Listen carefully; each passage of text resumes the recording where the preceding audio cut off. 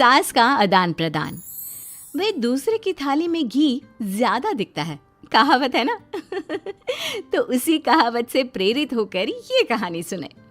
मीरा अपनी सहेली सीमा से कहती है, क्या रे सीमा, तेरे जैसी सास भगवान सबको दे।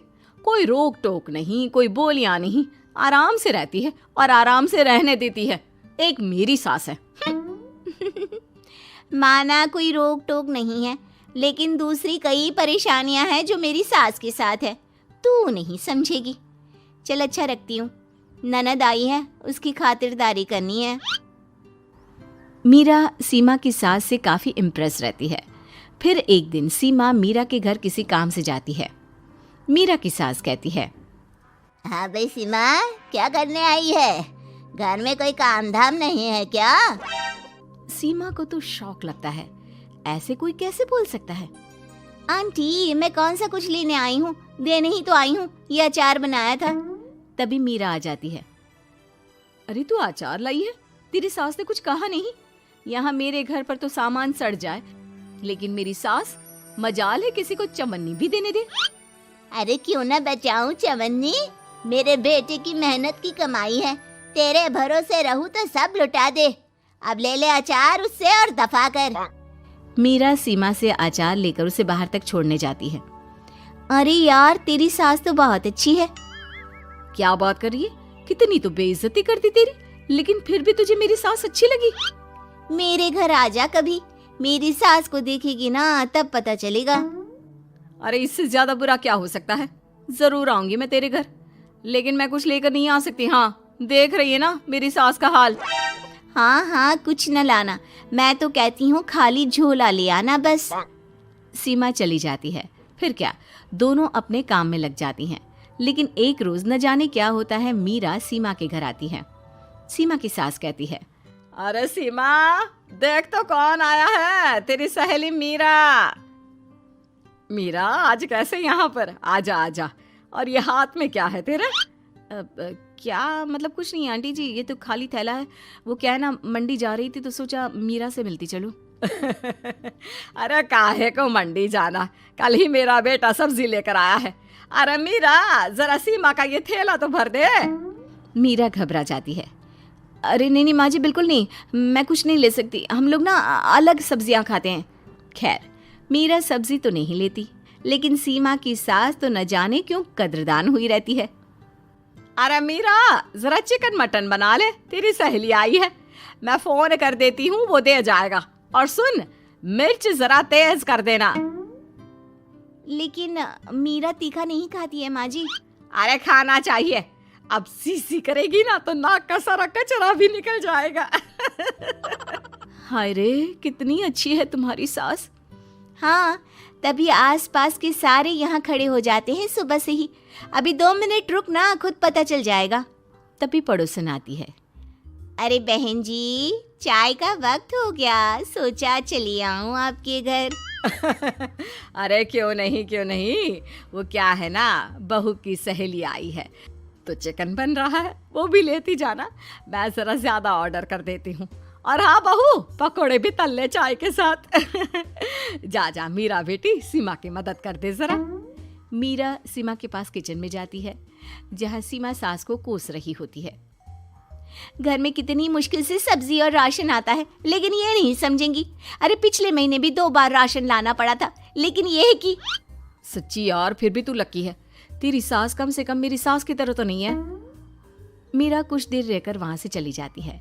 दोनों बहुएं किसी तरह सास के साथ दिन काट रही थी कि एक दिन सीमा कहती है, नहीं नहीं माँ जी, बस करिए, तंग आ गई हूँ मैं आपसे। मैं अब आपके साथ नहीं रह सकती। एक बार, बस एक बार आप मेरी सहेली मीरा की सास की तरह बनकर देखिए। अरे कितनी अच्छी इंसान है वो, कितना सोचती है घर के लिए। दूसरी तरफ मीरा, माँ जी कैसी हैं आप? कुछ तो सोचा करिए, समाज नाम की भी कोई चीज होती है। बस एक बार मेरी सहेली सीमा की सास की तरह बनकर देखिए। अरे कैसे जी जाती है जिंदगी, उन्हीं से पता चलेगा। दोनों की सास को आता है गुस्सा। अरे भाई, कोई छोटे बच्चे तो है नहीं जो किसी के साथ तुलना कर दे और वो कुछ ना कहे। मीरा की सास कहती है, मुझे तो सीमा के पास ही छोड़ा। सीमा की सास कहती है, तू ना मुझे मीरा के पास ही छोड़ दे। दोनों एक दूसरे से सलाह करती हैं और सासों का किया जाता है आदान प्रदान यानी एक्सचेंज। अगली सुबह मीरा की बदली हुई सास। अरे मीरा, मेरी बेटी आ रही है। मीरा को तो आदत थी कि घर का कोई भी आए दमड़ी ना निकले, ना कुछ बनाना ना कोई लेन देन। अच्छा माँ जी ठीक है, कोई बात नहीं। अरे कैसा कोई बात नहीं, अरे लाओ 16 तरह के पकवान और ननद को देने के लिए सीधा निकालो। सीधा समझती हो ना? देना लेन देन? अरे माँ जी कैसी बात कर दी। इस घर में जो कोई कुछ भी ले आए, लेकिन मजाल है घर की चवन्नी भी कहीं चली जाए। अरे ये तो परंपरा ही नहीं है इस घर की। बाकी खाना हो तो रोटी दाल बना देती हूँ। रोटी दाल तो मेरी बेटी दुख में भी नहीं खाती, तो मायके में क्यों खाए। मैं अभी चिकन मटन पनीर और दाल ऑर्डर कर रही हूँ, सब बना देना। लेकिन मेरी तो आदत ही नहीं है इतना सारा खाना बनाने की। नहीं नहीं माँ जी, मुझे तो माफ करें। अरे कैसी बात कर रहे हैं, तेरी सास की बेटी नहीं आती थी क्या? आती थी ना, खूब आती थी, लेकिन मजाले की सास कुछ एक्स्ट्रा कर दे। माँ जी देखिए मेरी तो ये आदत नहीं है। दूसरी तरफ सीमा। माँ जी वो मेरे मायके से लोग आ रहे हैं, तो मैं जरा उन लोगों के लिए कुछ बना लेती हूँ। क्यों क्यों बना लेती हो? दाल रोटी बनी है ना, साथ में अचार रख देना। वैसे आ क्यों रहे हैं बेटी के घर? सीमा को तो बहुत बुरा लगता है। कहाँ तो उसकी सास पड़ोसी के कुत्ते को भी घी की रोटी खिलाती है, और कहाँ ये मीरा की सास जो उसके मायके वालों के लिए सूखी रोटी अचार रख देने की बात कर रही है। वो मेरी भाभी आई है ना, नई, तो शादी के बाद भाई पहली बार आ रहा है। हाँ तो उन लोगों को बोल दो, हमारे घर का रिवाज है सास के लिए 10 साड़ी हार और सजावट का सामान लेकर ही आना, समझे?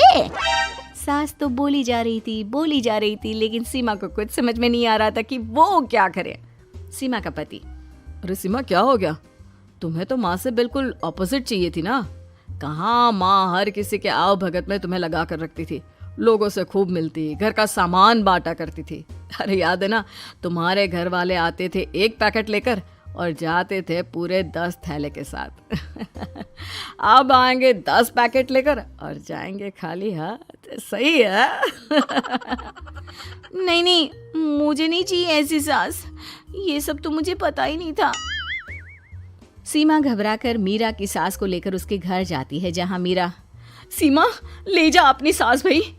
हाँ, मैं भी तेरी सास वापस ही देने आई हूँ। चलो मम्मी जी, मेरे लिए तो आप ही सही हो।